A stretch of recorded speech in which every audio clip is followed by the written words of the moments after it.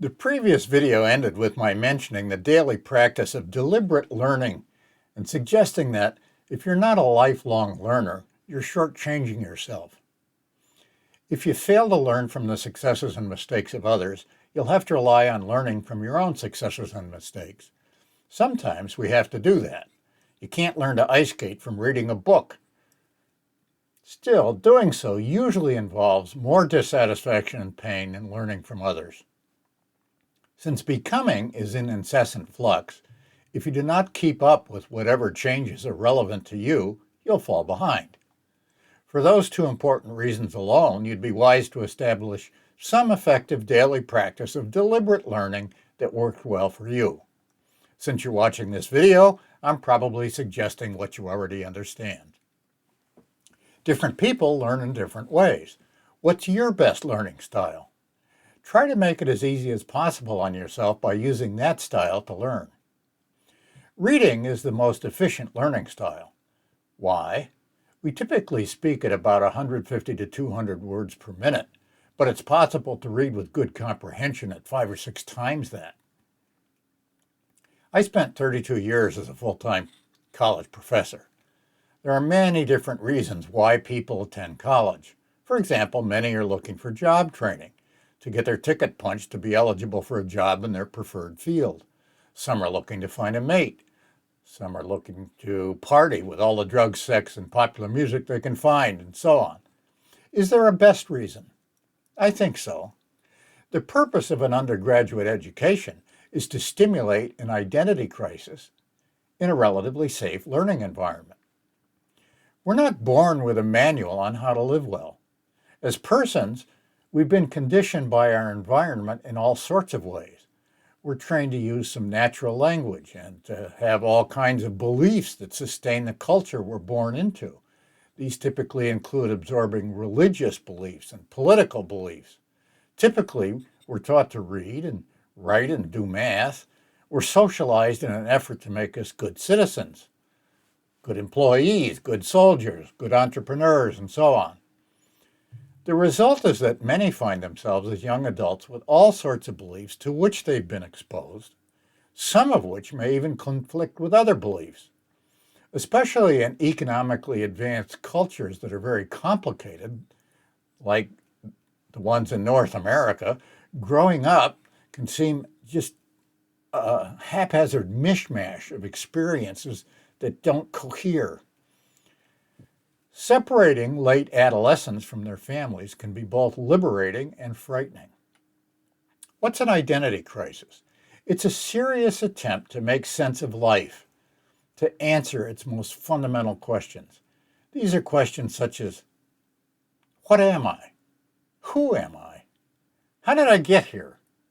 What should I do or be? What should I believe? How can I live better?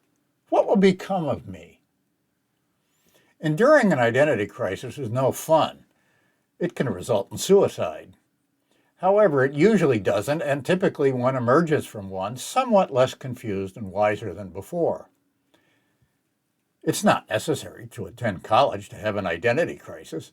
Whether or not you've attended college, you probably understand that. If you've never had an identity crisis, you're living superficially.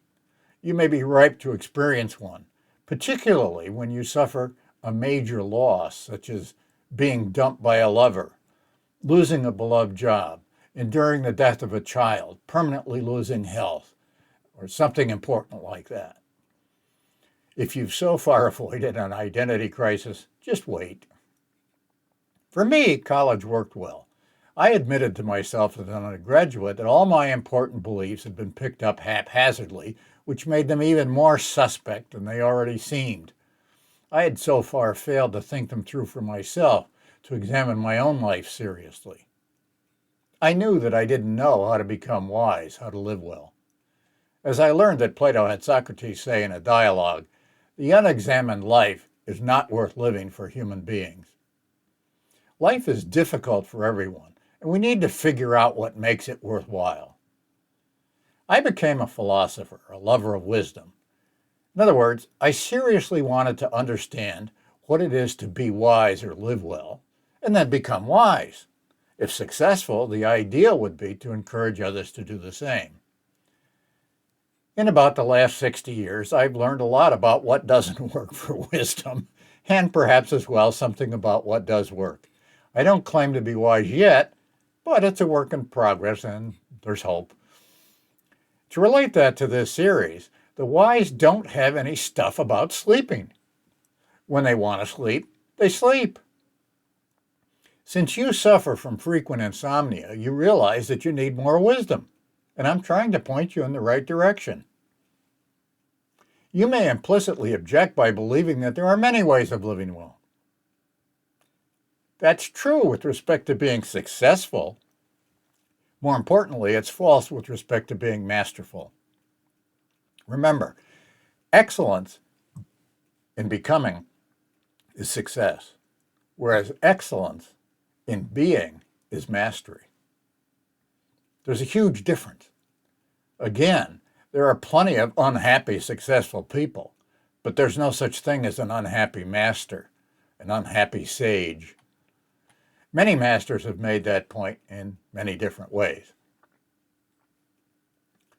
For example, Zen master Shunryu Suzuki puts it this way, quote, "In the beginner's mind, there are many possibilities, but in the expert's, there are few," end quote. If you're just beginning to pursue wisdom, you may think there are lots of options. There aren't. Although there are usually a few different routes up a mountain, there's only one way to be on the mountaintop. There is a way for you to determine for yourself if you're at the top of the mountain. One way for you is to maximize the value of your dissatisfaction about suffering from frequent insomnia. You'll be able to sleep well, naturally, and peacefully whenever you want. It works the same with respect to transcending similar obstructions. When you experience ineffable and abiding peacefulness and the lasting ease and benevolence that accompanies it, you'll know you're home. Masters can also test you to ensure you're not deluding yourself. Like other sages, Suzuki understands the value of tackling the existential questions. Quote, "The practice of Zen mind is beginner's mind. The innocence of the first inquiry, what am I, is needed throughout Zen practice," end quote. Understanding yourself is foundational. Quote, "The best way is to understand yourself, and then you will understand everything," end quote. The ultimate purpose and value of an identity crisis is to come out of it with an understanding of what one is, one's true nature or essence.